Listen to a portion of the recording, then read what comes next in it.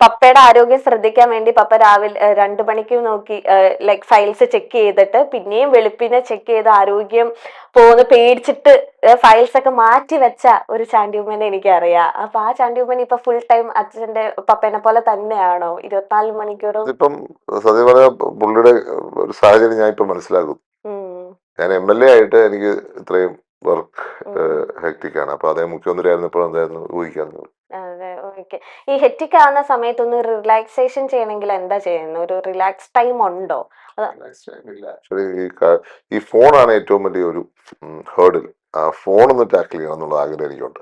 Okay. Because phone എന്റെ സ്ലീപ്പിനെയും ഒക്കെ effect ചെയ്യാം. അപ്പം ഉം. കാരണം ഫുൾ ടൈം എന്തൊക്കെ പറഞ്ഞാലും ഇത് ഇങ്ങനെ നോക്കുകയാണ്. കാറിലിരുന്നാലും ആ, ട്രെയിനിലിരുന്നാലും ആ.